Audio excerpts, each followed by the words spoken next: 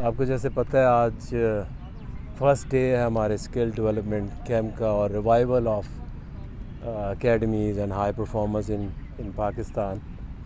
शुरू में एनसीए को रिवाइव कर रहे हैं, इसके साथ साथ लॉन्ग अवेटिंग जो वुमेंस के लिए जो एक प्रॉपर फैसिलिटीज़ का होना वो कराची में उनको हमने बेस किया है, ताकि उनको एक तो प्रेशर ज़रूर होता है जब आप कहीं होटल्स में या ऐसी जगहों पे कैंप्स करते हैं, तो एक dedicated women high performance centre Karachi वाला उनके लिए है। दैन अभी अंडर 19 का प्रोसेस है जो कि फैब में उनका वर्ल्ड कप है, तो उसका एक प्रोसेस शुरू कर रहे हैं जो कि पहले फ़ेज़ में अबाउट 60+ लोग जो हैं वो आएंगे, उनके मैचेस होंगे। फिर सेकंड फ़ेज़ में उनके टूर्नामेंट है रीजनल, फिर फाइनली जो 30 प्लेयर्स हैं वो वर्ल्ड कप तक वहाँ ट्रेंड होंगे।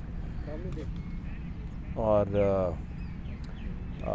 काफ़ी अरसे बाद इस रोल में वापस आए हैं, और आज की जो मेरी जो फीडबैक है, जो हम फील करते रहते थे कि हो ये रहा है कि आपके जो प्लेयर्स हैं वो रीजनल सेटअप से फ़र्स्ट क्लास से डायरेक्टली पाकिस्तानी टीम में आते हैं। तो बहुत सारी ऐसी चीज़ें हैं जो कि उनको पहले ये सीखनी चाहिए।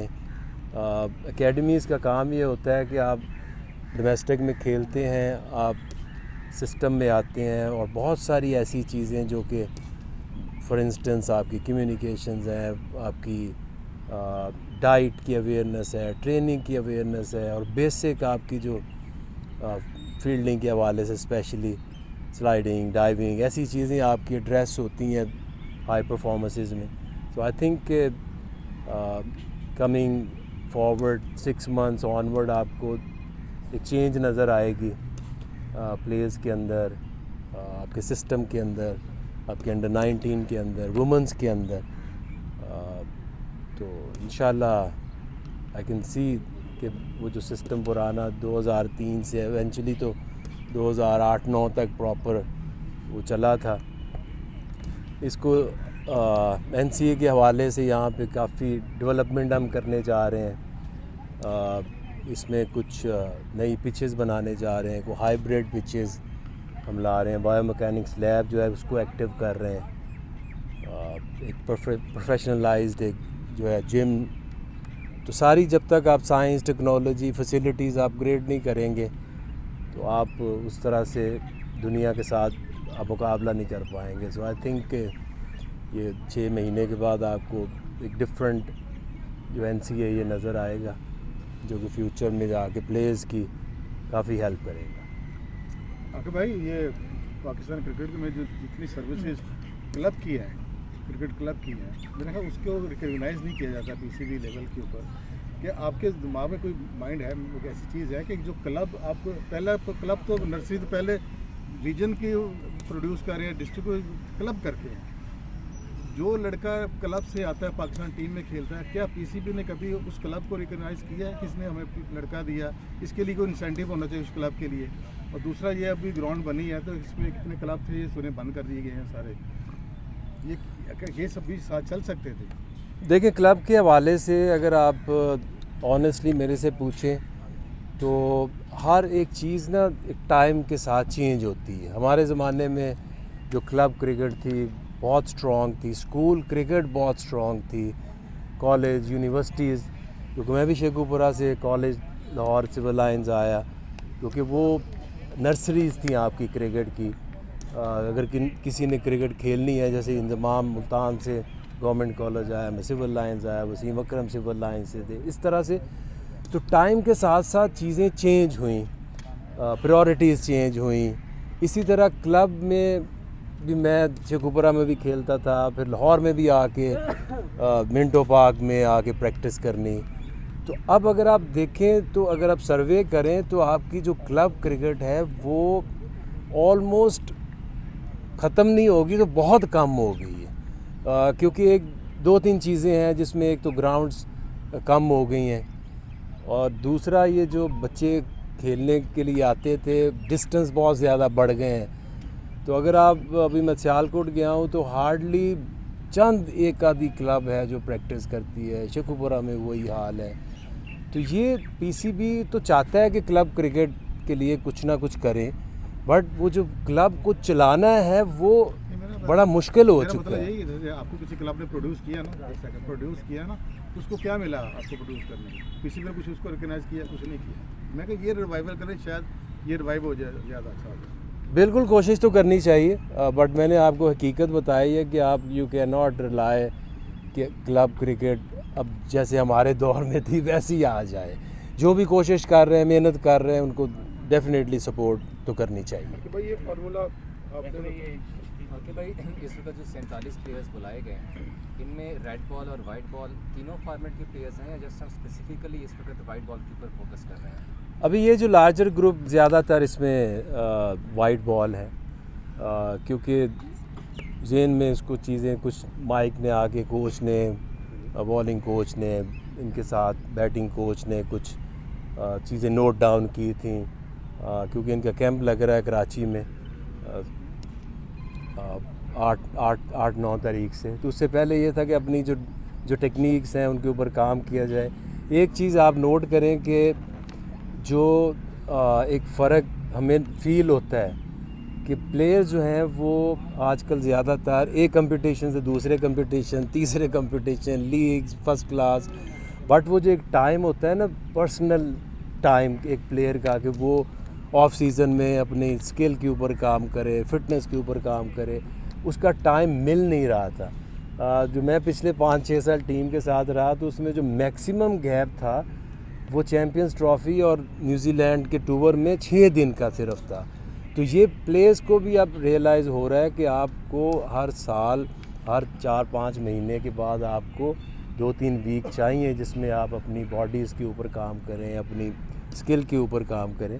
और जैसे ही ये ख़त्म होगा उसके बाद हमारा टारगेट तो ये है कि रेड बॉल का एक ग्रुप है और वाइट बॉल का एक ग्रुप है, दोनों को ज़हन में रखें कि आगे कौन कौन से चैलेंजेस आ रहे हैं। जैसे साउथ अफ्रीका की टेस्ट सीरीज़ पाकिस्तान में आनी है, तो इन चीज़ों को सामने रख के इसकी प्लानिंग की जाएगी। ये आप कि भाई हम देखते थे माजी में ऐसी एकेडमी में जब आप लोग थे तो एक डेवलपमेंट का काम होता था, फास्ट बॉलर्स के कैंप लगते थे उसके साथ।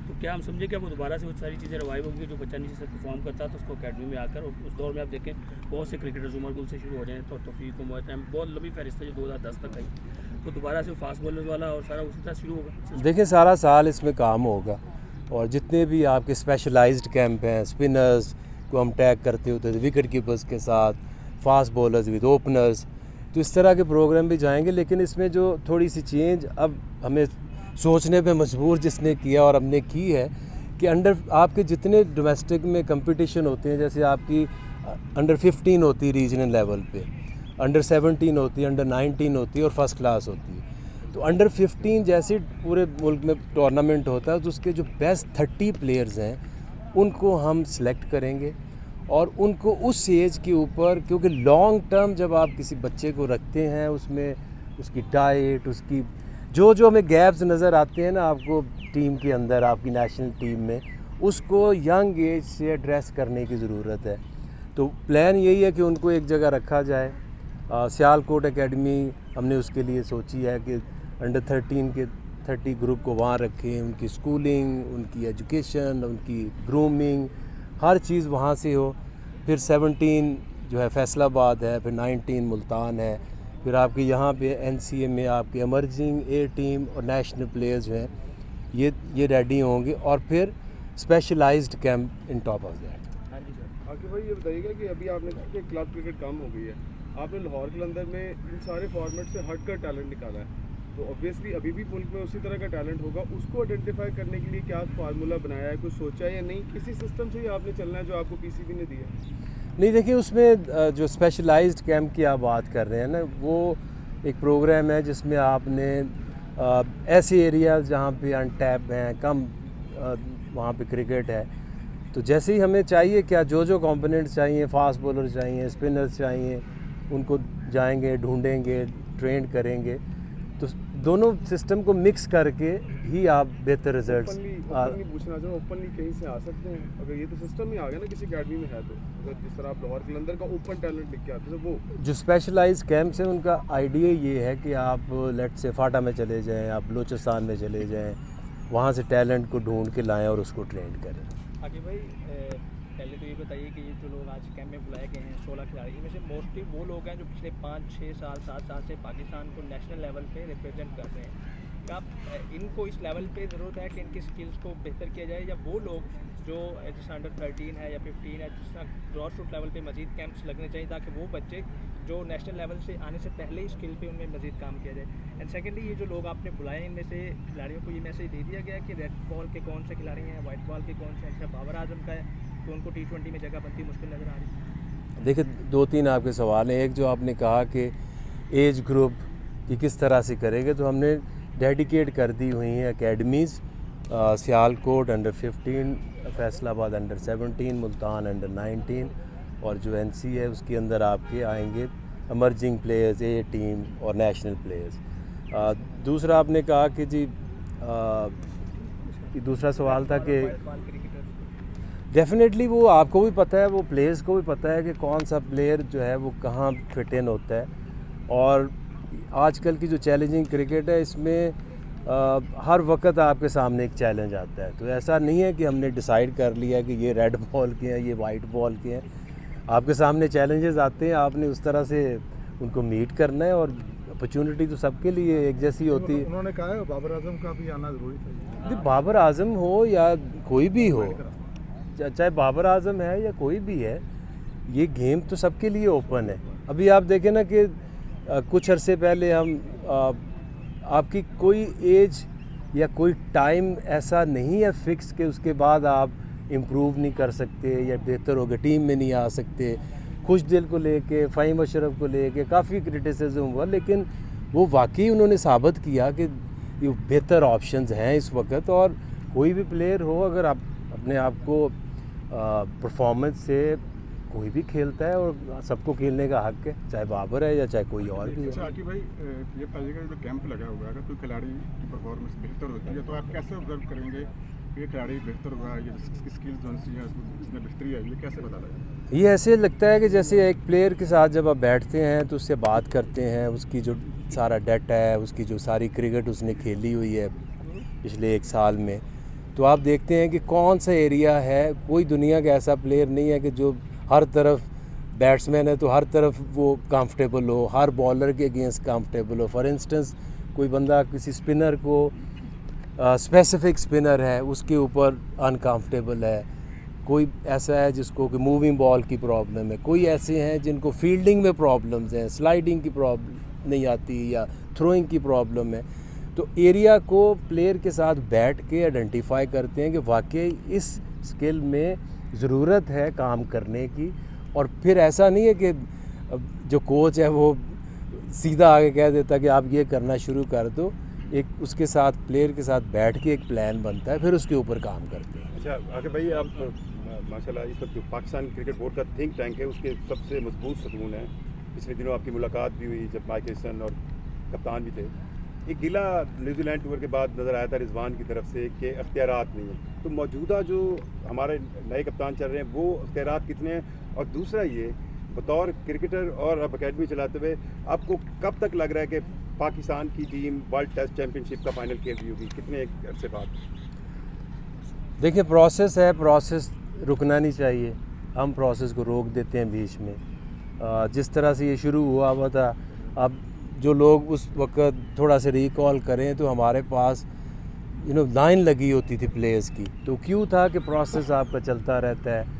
अगर आप आज 30 प्लेयर अंडर 15 के रेडी करते हैं तो उसमें आपको 3-4 साल बाद वो आपको अंडर 19 में नज़र आएंगे। जो अंडर 19 के हैं वो आपको पाकिस्तानी शाइन्स में नज़र आएंगे।